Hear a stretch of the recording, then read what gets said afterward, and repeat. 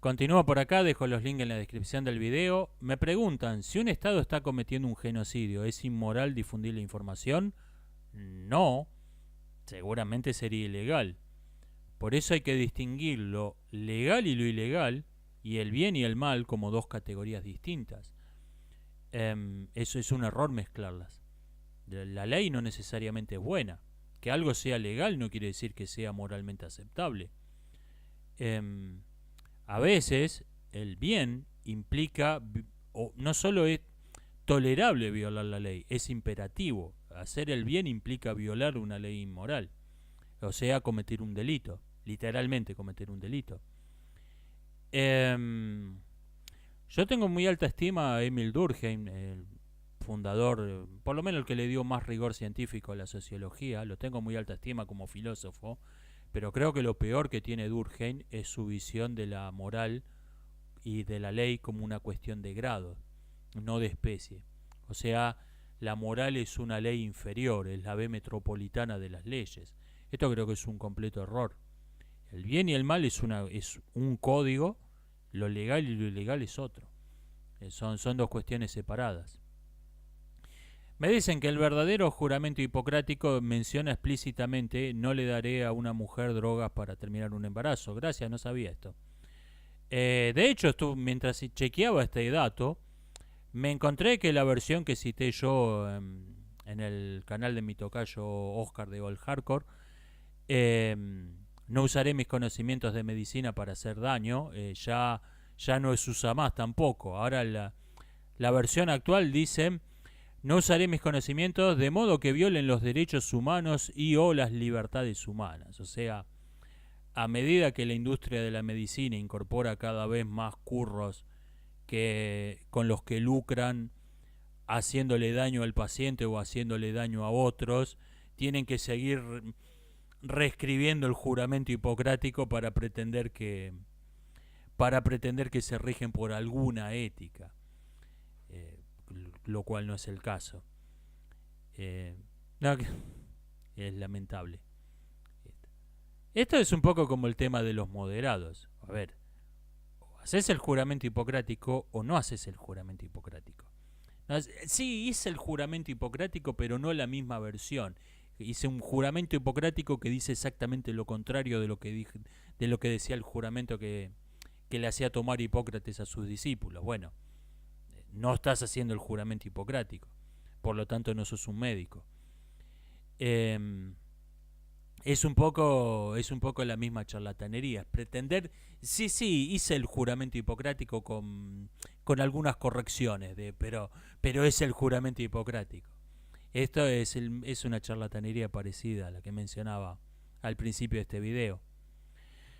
Me dicen que en los 90 ya no existía el cristianismo como una doctrina autoritaria relevante y todavía no había aparecido, todavía nadie se tomaba demasiado en serio la doctrina woke. Es verdad, es verdad esto. Fue una época de relativa libertad de pensamiento, de relativa libertad de expresión en medio de toda clase de ideas autoritarias en decadencia y de ideas autoritarias que estaban esbozándose. Es una visión, me parece, bastante adecuada a la realidad. Me preguntan por qué no me gusta el romance en las películas. No es que no me guste, qué sé yo, el romance en, por ejemplo, una película cuyo tema central es una historia de amor. Wall-E. Bueno, ahí viene el caso. Lo que realmente estoy harto es que hace años que toda película de Hollywood es una remake encubierta de Los Siete Samurai. Tenemos el equipo de aventureros que van a enfrentarse al villano y los minions. Tenemos el romance entre personajes para atraer a la audiencia femenina y tenemos el alivio cómico para entretener a los chicos. Es Los Siete Samurai. Hace Hace 20 años que toda película de Hollywood es una remake de Los Siete Samurai. Eh, ¿Qué sé yo? Tenemos cosas como Interestelar, donde se sacan un final romántico del sombrero ¿Cuándo establecieron que esos dos personajes se caían bien siquiera? Eh, es esta cuestión de estar repitiendo una fórmula. No, toda película tiene que tener un romance. Porque si no vamos a perder a la audiencia femenina, lo cual me parece que es un completo mito sin ningún fundamento. Que si no le metes dos personajes mirándose intensamente en alguna parte de la película, la audiencia femenina va a salir huyendo de los cines, me parece que es un completo mito. Pero creen eso. Creen eso. ¿Qué pienso de la idea de que no existe el método científico, sino que hay varios métodos? Yo creo que esto no es verdad, pero comprendo por qué da esta impresión.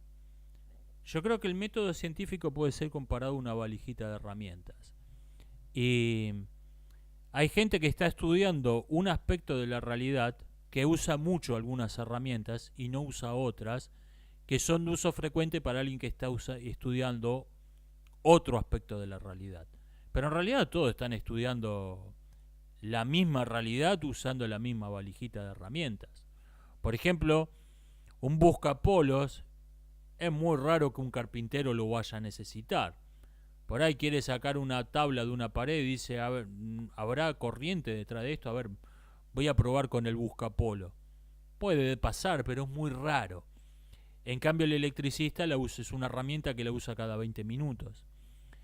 Yo creo que ahí está, entre un físico y un sociólogo, hay esta misma relación que entre el carpintero y el electricista. Hay herramientas que uno usa todo el tiempo y que el otro no usa casi nunca y viceversa. Pero no, eso no quiere decir que estén usando dos métodos distintos. Porque si realmente hubiera dos métodos científicos, significaría que hay dos realidades. Significaría que hay dos verdades y si hay dos verdades hay dos realidades. No parece. Yo creo que esto es una ilusión que provoca el hecho de que en el método, en el único que existe, se pueden clasificar numerosas herramientas que algún especialista usa mucho y otro especialista no usa casi nunca. Esto es lo que crea esa ilusión. Me dicen, hice un video en los primeros del canal donde dije que era útil considerar al ateísmo una religión y en un video reciente parezco haber contradicho eso. ¿Cambié de opinión? No. He hilado un poco más fino en esa opinión. Creo que el ateísmo no es una religión, pero creo que es una categoría religiosa. Es análoga a hablar de ateísmo, es análogo a hablar de politeísmo, de monoteísmo. Hay varias religiones politeístas, hay varias religiones que tienen múltiples dioses, hay varias religiones que tienen un solo dios, y hay varias religiones, suborganismos o sistemas de creencia que tienen 0 dioses. Y creo que en muchos aspectos es útil considerarlo como una religión más, al ateísmo. Hay un sentido en que es absurdo decir que el ateísmo es una religión. Es como decir que un cucurucho vacío es un sabor de helado. La ausencia del helado es un sabor de helado. En un sentido es absurdo. Pero hay otro sentido en que es perfectamente lógico considerarlo como una religión más. Porque en este sentido se usa en el sentido en que es absurdo considerar que el ateísmo es una religión, se invoca por organizaciones dogmáticas, por grupos tribales, por religiones de 0 dioses, es invocado para usar toda una terminología fraudulenta distinta de la que usamos para hablar de los mismos fenómenos en el resto de las religiones. Por ejemplo, nos dicen que existe una filosofía llamada el antiteísmo, la cual, según Wikipedia, va más allá del teísmo y no solo predica la ausencia de dioses, sino la oposición activa al teísmo. La palabra no me gusta, la definición me gusta menos. Esos tipos existen en todas las religiones y en todas las demás religiones los llamamos con la misma palabra, fundamentalistas.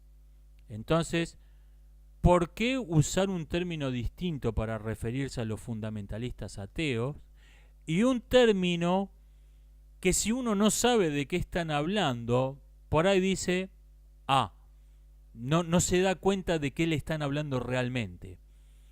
En este sentido creo que es útil considerarlo una religión más.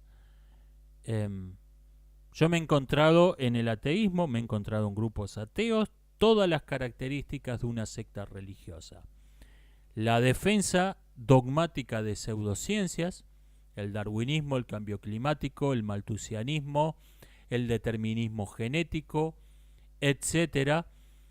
El pensamiento en blanco y negro, si no estás con nosotros, estás en contra de nosotros. El delirio de sentirse perseguidos, donde en realidad lo único que hay es gente que discrepa con ellos. La creencia típica de todo fundamentalismo religioso, de creer que las personas que dicen no estoy de acuerdo, lo están infringiendo una ofensa o una violencia, representan una amenaza para su existencia, que alguien discrepe con sus ideas, etcétera. He encontrado todas las características que tiene todo otro grupo religioso. Entonces no veo ninguna razón para llamarlo, no veo ninguna razón para usar esta terminología por duplicado. Esto en los grupos religiosos que creen en Dios lo llamamos pero en la religión lo llamamos, en los grupos religiosos teístas, lo llamamos fundamentalistas, pero en nuestro caso se llaman antiteístas y está bien, es algo aceptable. El fundamentalismo es malo. Esto es exactamente lo mismo que la religión que estuvo siglos hablando en contra de las guerras santas de los musulmanes, y cuando lanzaron una guerra santa, vamos a hacer una cruzada. Tuvieron que inventar otra palabra porque no podían decir que iban a hacer exactamente lo mismo que habían estado diciendo durante siglos que era inmoral. Me suena exactamente lo mismo esto. Sí, nosotros tenemos fundamentalistas, pero no los llamamos fundamentalistas, así que está bien porque los llamamos de otro modo. En ese sentido, sí hay un sentido en que es absurdo decir que el ateísmo es una religión. Sí, o sea, alguien me preguntó ¿en qué creen los ateos? O ¿a quién le rezan los ateos? Me preguntó un adolescente una vez. Me parece que no captó la idea de lo que es ser ateo. En ese sentido es absurdo. ¿Se puede enviar astronautas al segundo punto de Lagrange por algo que comenté en un artículo? Está a 1,5 millones de kilómetros, lo cual es un viajecito, pero realmente no veo ningún problema técnico si hubiera que mandarlos. Creo que serían los humanos que más vivos, que más se alejaron de la Tierra. Pero creo que simplemente porque no hubo una razón, no porque haya para ir tan lejos antes, pero no es que haya un impedimento técnico. Es casual que los espejos de este telescopio sean hexagonales y que haya 13 programas de investigación, dos números muy vinculados a cuestiones místicas, esotéricas. Yo creo que sí es casual. Hay una razón técnica, una razón práctica para que los espejos sean hexagonales. Y los programas no es que alguien dice vamos a hacer 13 programas porque me gustó el número. Hay una competencia brutal, una competencia feroz entre numerosas instituciones de investigación para obtener uso de tiempo en los telescopios, donde se usa lobby, soborno. Si alguien hubiera podido colar un programa 14, créame que lo hubiera hecho.